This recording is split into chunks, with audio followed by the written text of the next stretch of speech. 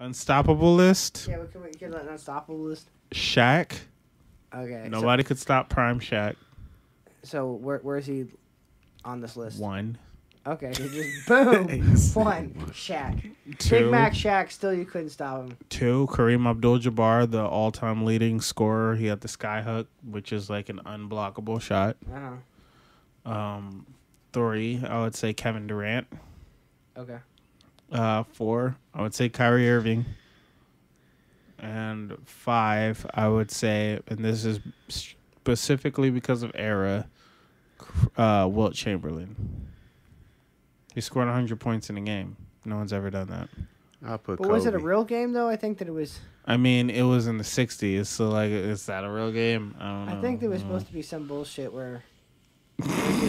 There was a lot of bullshit, but like I said, the team specifically was just like the era. barely a The team. They honorable didn't have mention, shoes. They were like from a tribe. honorable so mention is not Kobe. It is Michael Jordan. Michael Jordan has 6 rings where nobody could stop him, and he was giving niggas buckets. Well, you could have said Michael Jordan and Kobe.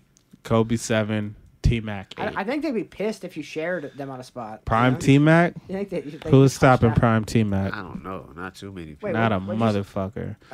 Oh. Jordan 6, Kobe 7, T-Mac 8 on my unstoppable list. Wait, T-Mac was on what?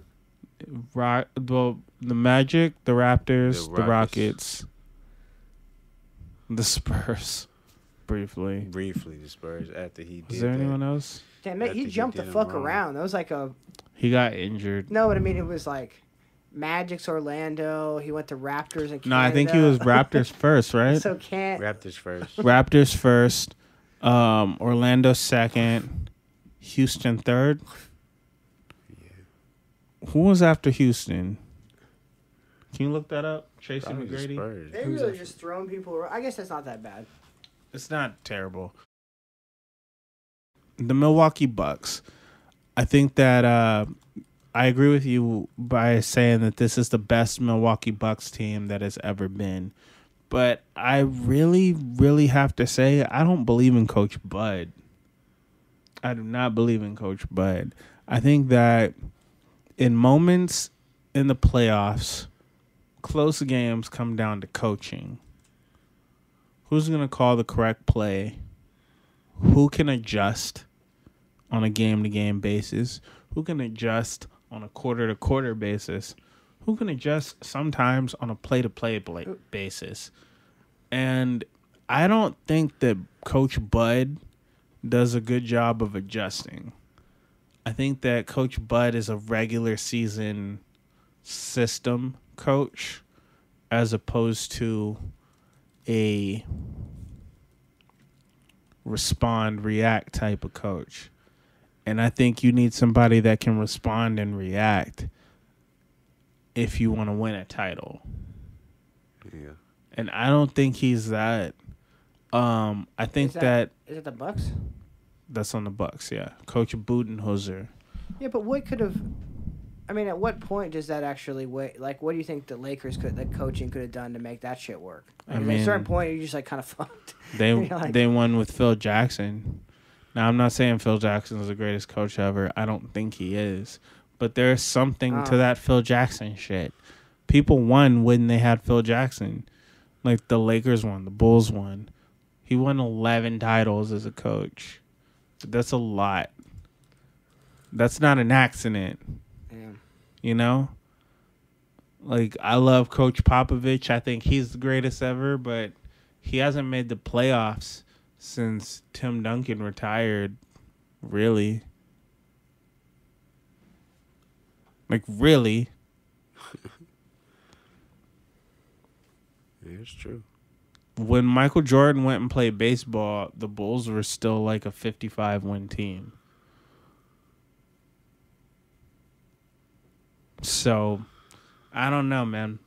There's something to be said about a good coach. Having a good coach does matter, particularly when it comes down to, like, close games. And adjustments. You have to adjust. The teams that don't adjust get their ass kicked in the predictable ways. Like fucking Ben Simmons. I'm sorry I keep coming back to this. But if Doc Rivers... We good. if Doc Rivers had adjusted, they might not have lost.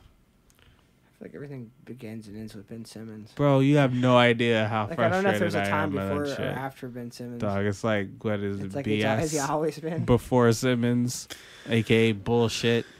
Yeah. BS, bro. That's an era. BS before BS. Simmons. Do you know it exists? Can you prove it? It exists? I don't know, whatever. This motherfucker. But Budenholzer doesn't adjust. And Suns coach Monty Williams, I think that's their coach. Yes. He does a great job of adjusting. And in addition to him doing a great job of adjusting, Chris Paul is one of the greatest leaders in basketball history. And he has all of these kids that are willing to run into a wall full speed because he tells them to. Mm. Now we get to the Suns. What do y'all think of the Suns? What you got, Ev? On the Suns. And I just love that it. To me, I wanted to win just because it's like an underdog. It's like it's gonna be the best made-for-TV movie. Like With some Rudy Chris, shit. Yeah, kind of, because you have like Chris Paul. He's always gotten injured, and then you have Payne going to the G League and coming back. I just feel like there's just so much. It's a good two to three parter. Mm. You know. Okay. All right. What you got, Joe? I think the Suns, like, they're out there playing like they're by themselves. Mm. It don't matter who out there. It's just like it look like they're in practice and they just playing the best basketball they can.